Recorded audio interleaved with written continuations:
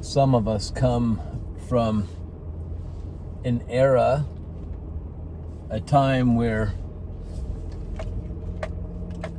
it was normal for us to get spanked by our parents. And some people's parents did way more intense spanking than others, right? Some of you got whooped.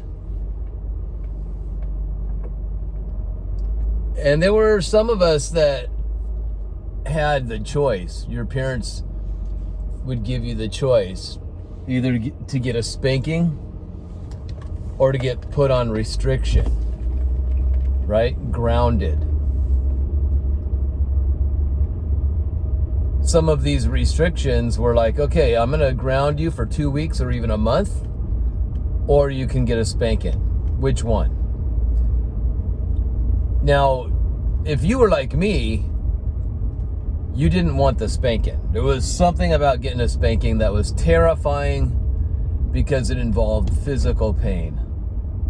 And it seemed like the worst thing that could ever happen to you was for your parents to give you a spanking. I actually would much rather, if I had to choose by which parent to get a spanking, I would have chose my dad over my mom. Because it seemed like when she would let loose, she didn't know when to stop, and that belt went flying. And you know, Dad, he kind of seemed like he would use his hand, I think. Sometimes he used the belt too, but he'd whack you good and then it'd be over with. Where Mom, it just seemed like there wasn't enough, you know. And anyway, but it was terrifying, the thought of getting a spanking. But when you look back at it, so let's say you get put on restriction, whatever that grounding involves. You're not allowed to watch TV for 2 weeks, for a month, no TV. And you know, when you go through that as a child, you're thinking, man, I should have taken the spanking eventually, because the spanking, you would have got it over with, it would have been done with, and boom, boom, fast, done, over with.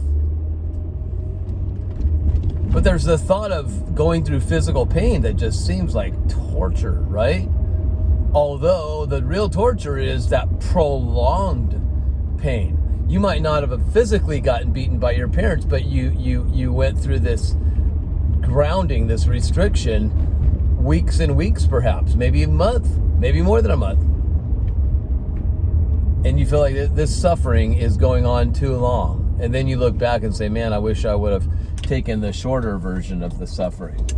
You know, have you ever been somebody, I'm going to admit that I have been somebody that actually had my conversations with God in the past and got really mad at Jesus. And I even told Jesus that I went through way more suffering than he ever did.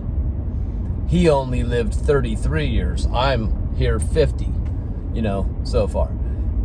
When he suffered, his was all done in one day. Whooped, beaten, hung up, and then he died.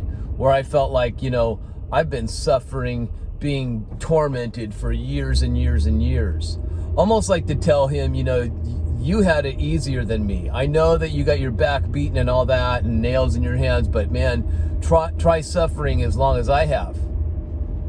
Have you ever talked to the Lord like that? And if you haven't talked that way, have you ever actually thought that way? Maybe not. Maybe you haven't. Maybe it's just me. Maybe I'm all alone on this thing. Now, I'm not saying what I said to the Lord or how I feel. I'm not saying that that's actually a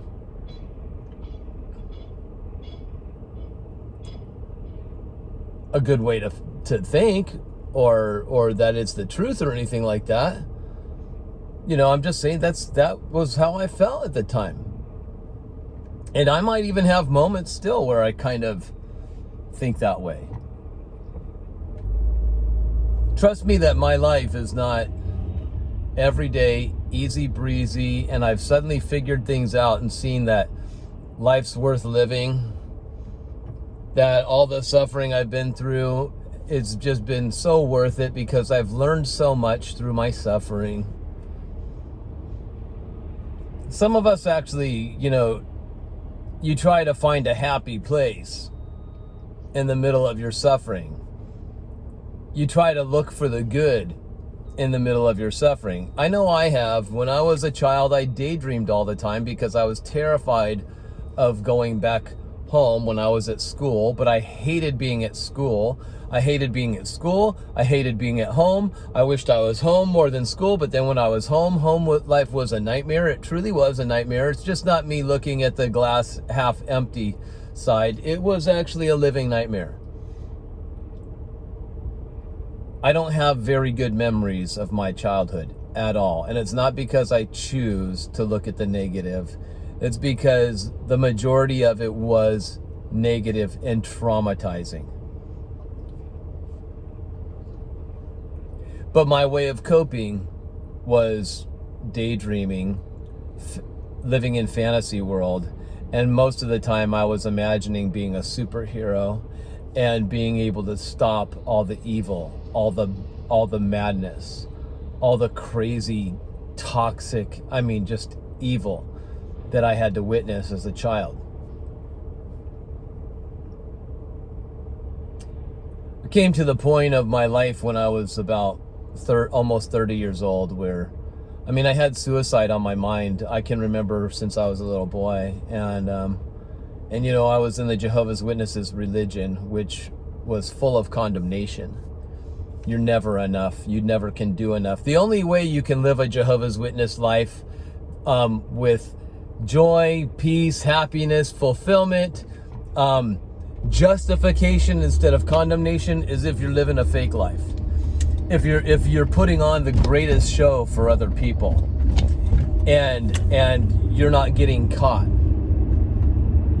Because the Jehovah's Witnesses life, listen, it's all about your works, what you're doing. And if you're not doing enough, or if you're ever failing here and there, there's condemnation, there's disfellowshipping, there's shunning, there's shaming, there's so much to this cult.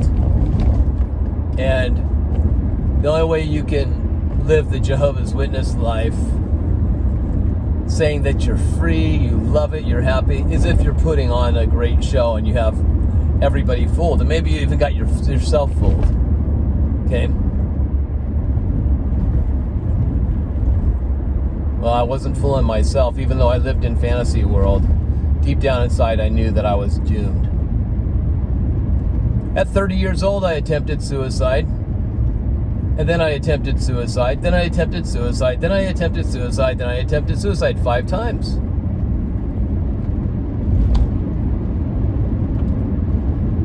And it didn't work. And sometimes people ask me, how do you now? How did you find purpose in your life? How did you come to a point of realizing God loves you and that His word is true and not to give up and to keep on going? And when did things become great?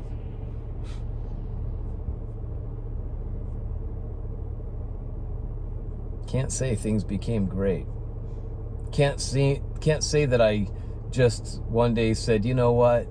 I understand God loves me. I understand His word is truth. I understand I have purpose. I suddenly made my mind set on these things. Over and over again, you read in the Bible how to set your mind on the things above, not below. Why does the Bible tell us to do these things? It's because we are not doing these things. And is it just so easy? What? Oh, the Bible says set my mind on the things above, not on the things below. Okay, so that's all I need to do? Why didn't I read that before? And you could just say, okay, ready? Like you're tuning in a station. I'm going to switch from that station to the other one. Click, and suddenly you're there. No, setting my mind has been a process, and I'm still in that process. And understanding God's love for me and knowing I have purpose in my life is a process. And it's a continuous process. There hasn't been a day that I've actually sat and said, I finally figured it all out.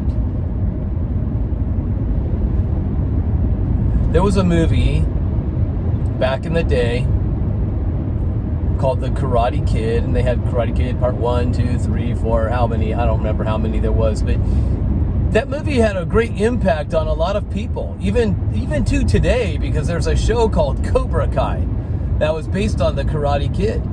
And there's guys my age, girls my age that watch this show, and it brings back all these memories. Oh yeah, the Karate Kid movie. There was a boy named Daniel LaRusso. Daniel LaRusso was new to this town, new to this school, and there was a high school bully named Johnny. And Johnny was taking karate, and his sensei taught him how to be brutal, aggressive, and Johnny was quite the bully. And he didn't like this kid, Daniel LaRusso, and he whooped on him, beat him up. Him and his friends, they gang up on Daniel. And Daniel didn't have any fighting skills or anything. He was a guy that, kind of lived in the land of make-believe. I think because he watched karate videos or something, he thought he could perhaps fight. But then when what do they call it? Something comes to shove, push comes to shove, I forget how it's worded, but when he actually had to face his adversary whooped on him. But then Danielson got rescued one day where somebody stepped in for him, Mr. Miyagi, an older man that was well trained in karate. But Mr. Miyagi was also well trained in his mind, not just his physical abilities. In fact, if you looked at Mr. Miyagi, he was just a small little dude, and you would think that he had no fighting skills and he could get easily beat up, because if you looked at his outward appearance, he seemed like Mr. Nobody. And his demeanor, that he wasn't aggressive or a tyrant or anything, he looked like he was somebody that you could easily take on in a fight and whoop. But Mr. Miyagi was not that man. He was peaceful. He had developed his mind and his character, and he had great fighting skills. And when he fought, he didn't exhaust himself fighting. He knew how to use his opponent's own energy against them.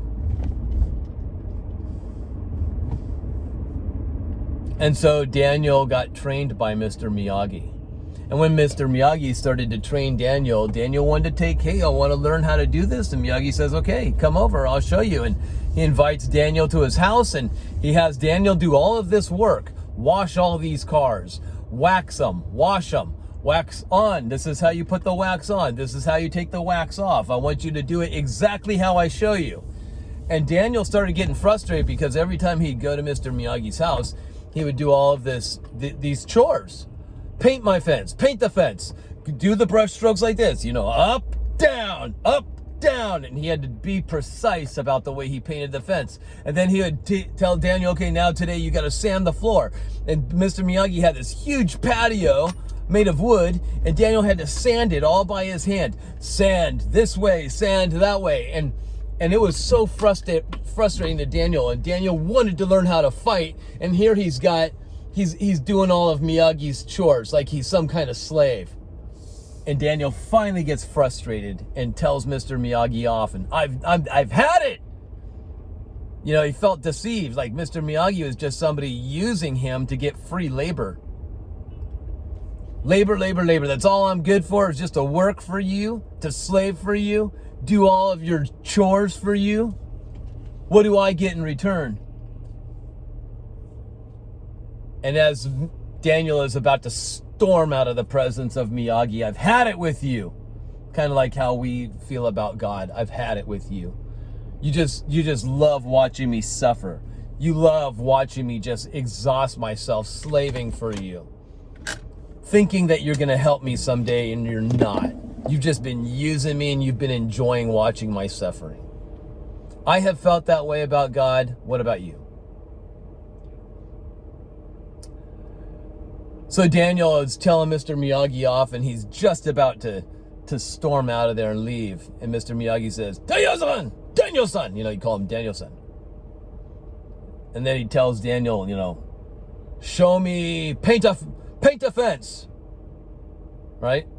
Or show me wax on, wax off with the car. So Daniel's like, well, and he says, show me it. So Daniel goes to wax on, and Mr. Miyagi throws a punch, and Daniel blocks it. Show me paint a fence. Daniel does the paint a fence strokes, but Mr. Miyagi throws a kick at him. Daniel blocks it. Show me sand the floor. Mr. Miyagi just goes for the attack again, and Daniel blocks it. He does all these movements that he learned through this, what seemed like slave labor. It was Miyagi training Daniel. Now Daniel could defend himself. No matter what punch got thrown at him, no matter what kick got thrown at him, and then Mr. Miyagi gives it all he's got to Daniel, and Daniel uses every movement and blocks every attack that Mr. Miyagi throws at him. Miyagi taught Daniel how to defend himself. And Daniel did not know that he was undergoing training the whole time. And it wasn't Miyagi trying to make Daniel suffer, getting his kicks off watching Daniel suffer. He actually had the best intentions for Daniel the whole entire time. Miyagi had wisdom that Daniel had not developed yet.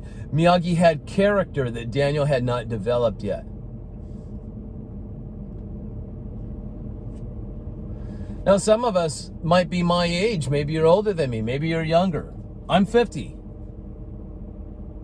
I never developed character when I was younger. I had terrible parental training.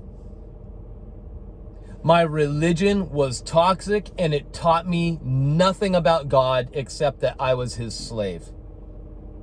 A good-for-nothing slave.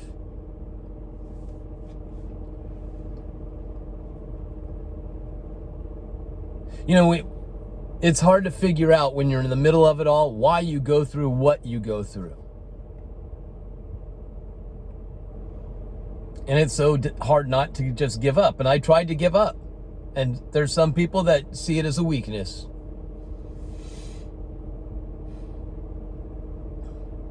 Some people say, man, that was really courageous of you. Some people say, I wish I could have done that. And some of you think, I want to do that right now. I want to kill myself. There's a lot of that. It's not like the feelings of suicide and worthlessness just left me one day.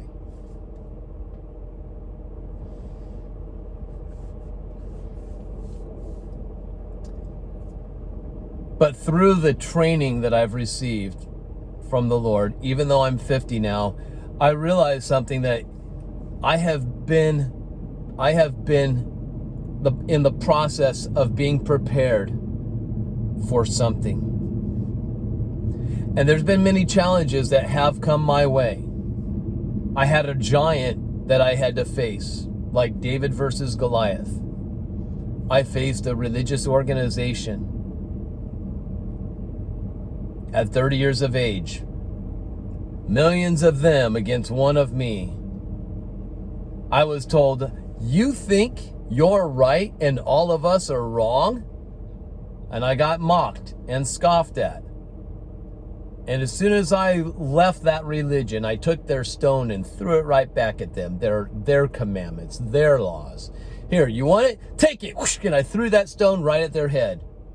And for me, that religion fell. And I chopped the head off of that giant. And I walked away. And I never looked back. That was for me. For others, that giant still lives in their life. For others, they still obey that giant. They're still under the power of that giant. They submit to that giant called Watchtower.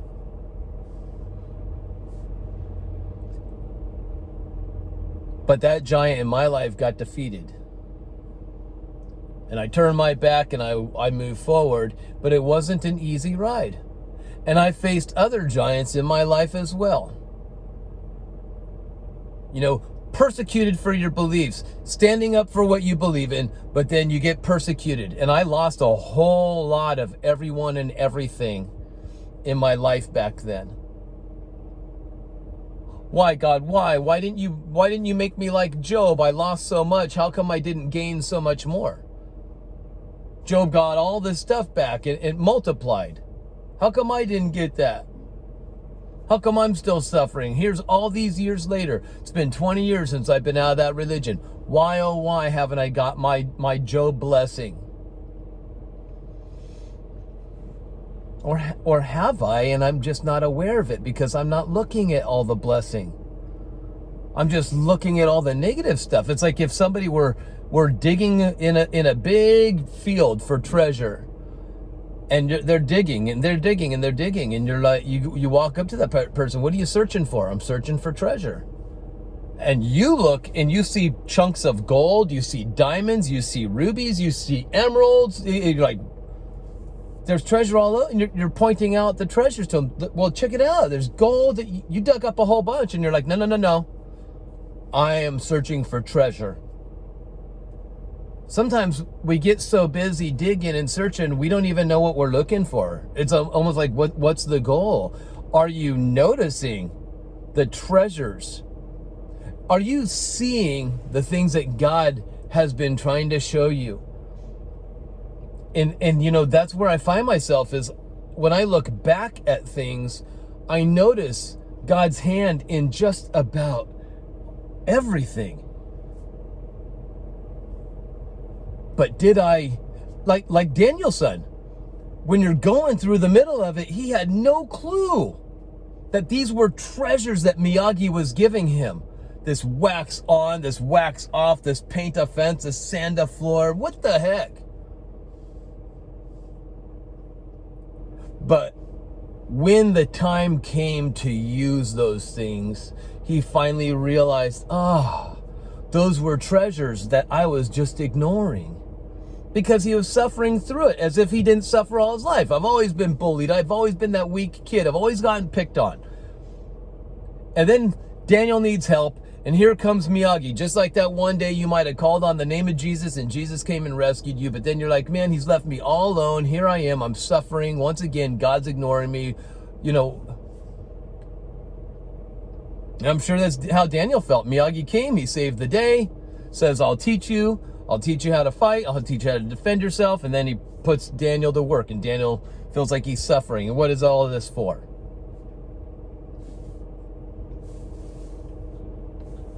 And then Daniel actually ends up getting cocky at sometimes. And he has to be humbled. Just like a lot of us, we start to exalt ourselves. And, you know, God doesn't want you to exalt yourself. Stay humble. And don't worry, you will be exalted. Just stay humble and you'll be exalted. Instead of exalting yourself and then being humbled, right?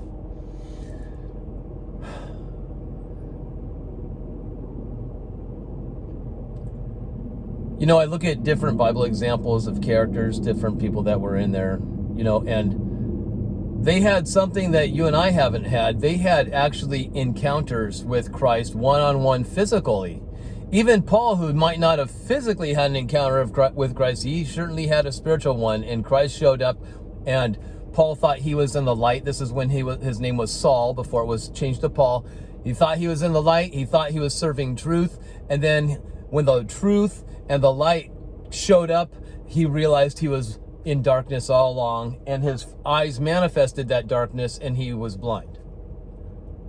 Until he got touched by a man named Ananias, whose name means grace. Grace touches his eyes and heals him, restores his sight. And then the process begins, right? He has this encounter with Jesus. He does these great things, but what happens? He gets beaten. He gets tortured. And all these disciples of Jesus, what happened? They had this physical encounter with Jesus. They knew him. They got to be around him. And what did their lives end like? Suffering, torture, persecution, physical, mental, emotional, all of it. And I look at me, I'm like, you know what? Man, I haven't had anybody tie me to a post yet and rip all my flesh off of my body with whips, or hang me upside down and cut me in half slowly. I haven't had people drive nails through my hands. I haven't been put in a concentration camp. I haven't been put in gas chambers. I know I tried to kill myself and I did all these things, and I know I slowly suffered most of my life, you know, but I haven't gone through that stuff yet. See, I gotta learn to count my blessings, and so do you. I mean, I'm a boo-hoo woe is me guy, because I'm like, I'm alone in this world. I'm not in any successful relationships. Every time I get in a relationship with somebody, I think I meet somebody that actually can understand me. See, I don't feel alone in this world because I'm physically alone. There's no people to talk to or anything like that. It's kind of like the guy that was out in the middle of the ocean on a boat, and he doesn't have any food and he doesn't have any water, but he's out in the middle of the ocean, stranded in the ocean, and he looks around and he says, water, water everywhere, but not a drop to drink. Because you can't drink the ocean water. So there's water everywhere, but not a drop to drink. I can look around, there's people everywhere, but not one person gets me. You know, when you feel like you're just alone in this world, because maybe not only do not other people not get you, but you don't get you sometimes. Or maybe all the time, I just don't even get me. I'm a stranger to myself. Sometimes we're our worst enemies, it seems. I think of all these people that had encounters with Jesus and suffered. And then I think of these people like this woman in the book of Luke that was suffering for 18 years. It says that it was a demonic attack on her that caused her body to be bent over for 18 years to where she could only see the ground. She couldn't look up, couldn't get up. 18 years of walking around like that. And who knows what happened before she finally became stuck like that. Stuck for 18 years. So who knows what her life was like before that, if it was quite the process. And to have it happen by demonic energy. I mean, do you think that this woman was just some sweet little lady? Hi there. And people were like, she's so cute, poor thing, bent over like that. Or do you think that maybe she was a tyrant and screaming and people couldn't be around her? Because when people are in pain, physical pain, they're not easy to be around.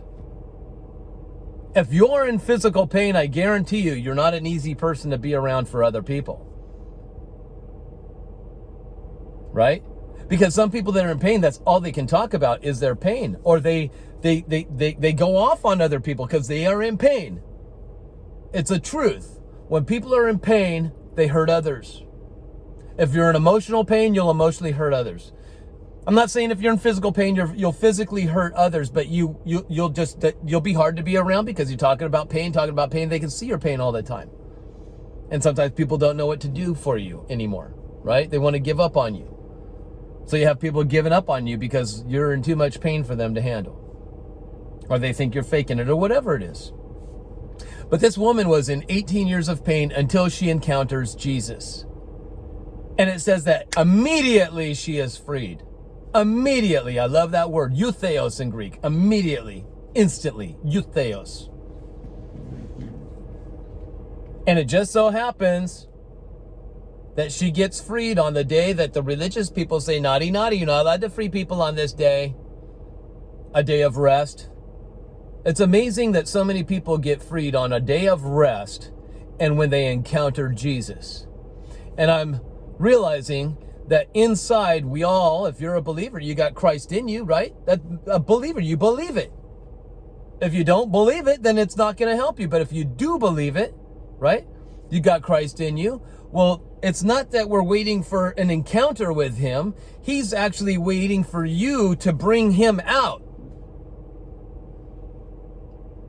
I realize it's not me waiting on Jesus. It's actually him waiting on me, him waiting on you. But it's not him waiting impatiently and saying, are you going to get it yet? Are you going to get it yet?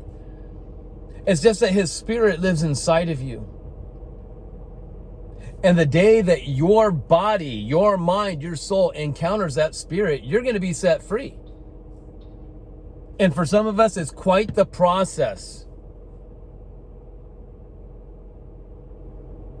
18 years, 20 years, 30 years. But you just might be in the development of your character. You're not seeing the blessings that are around you. You're seeing only the negative. Concentrating on the negative, just like Daniel. concentrating on the negative, until the time came when he actually saw all this suffering that he thinks he was going through. Actually, it wasn't suffering. It seemed to be suffering. It was painful. It was exhausting. But then when the time came, his character had been developed. His abilities had been developed. His mind was still in the process of being developed, like ours always will be. Right? And he saw that this wasn't actually Mr. Miyagi torturing him. It was actually Mr. Miyagi loving on him and blessing him.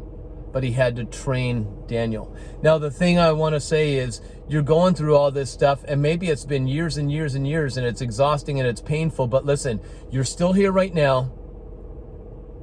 The world's where it's at right now. And you are being developed for something that's beyond probably what you can even see inwardly.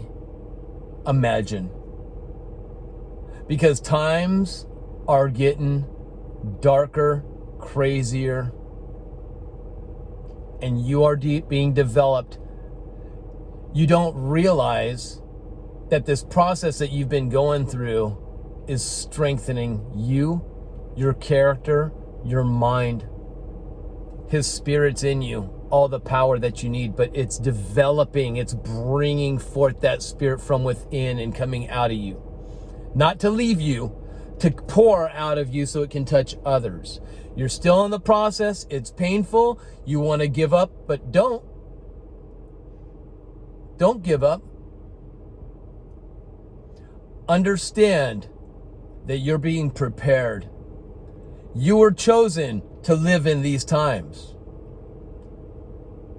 You were chosen to be a part of this world today, right here, right now. Not to be a part of the world in its thinking and its manners. I'm talking about being a part, living in here. Separate from it, but living in it. You were chosen to be light in the darkness. You were chosen to be life in the death. And all that pain and suffering you've been going through and thinking that it's been just worthless. No, it is worth something. You just don't know it. You have been under training and you're not understanding it. Because maybe you don't see the big picture. But if you start to see the big picture and you understand that you are living in times that are just getting crazier, you might be hoping for times of peace and security.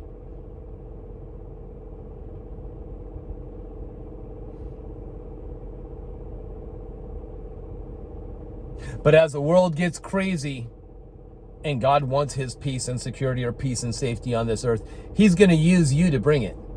Because you got Christ in you. You're going to be able to go through these times unlike anybody else, because you have been going through a process of developing, and it's been taking years and years and years. But these years and years and years of pain that you are going through and suffering, it's not worthless. It's not for nothing. You just don't see the big picture that you are being developed for something greater than you could even imagine. Now, I want you to know that God sees you and knows you. You're not worthless. You're not just his carpet that he wipes his feet on, his rug. You're not his punching bag. He is developing you because you are here to do something great. See, Paul, the disciples, those guys, they had the physical Jesus. And they lived by faith. They had physically Jesus there. Paul might not have physically had Jesus, but he saw Christ. He had an encounter that's unbelievable, probably one that you never had. But what makes things greater about you is you're living by a greater faith than them. Because you're trusting in a book that you're reading that was made 2,000 years ago, and the world laughs at you for thinking that that book is true because it was written by men and so long ago. And here you believe that stuff? What are you, stupid? You're being mocked and ridiculed for believing that this book that was written so long ago might have truth in it for you today. And you believe in a God that doesn't show up, that you can't see with your eyes, and science proves false and all that. And you still choose to believe? What's wrong with you?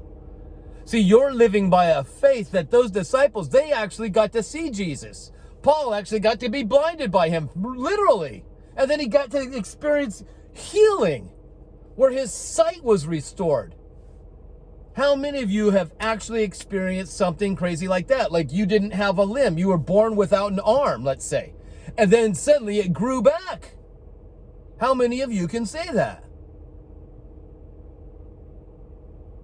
A lot of you can say God healed you in so many ways. Like me, oh, he set me free from religion. I didn't die through all those suicide attempts. But I can assure you I've never seen a limb grow back. I've never seen a person that literally physically was blind and then suddenly they can see again.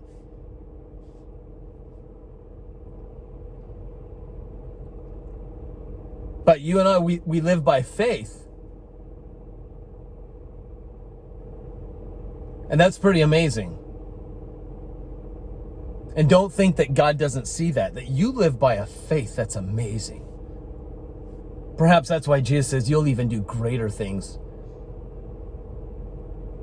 Because you live by a faith that's different than even his disciples, who got to physically encounter him. When you're living by a faith and trusting in a word from a book that was written so long ago and has all these different translations and versions of it, but you're still holding in there and you're still hanging on, and maybe it's only by a thread. But what if that little thread is unbreakable? What if that little thread is something that can't be cut? There's no pair of scissors, there's no knife sharp enough to cut that thread. That's your umbilical cord that's unbreakable and it's attached to Christ.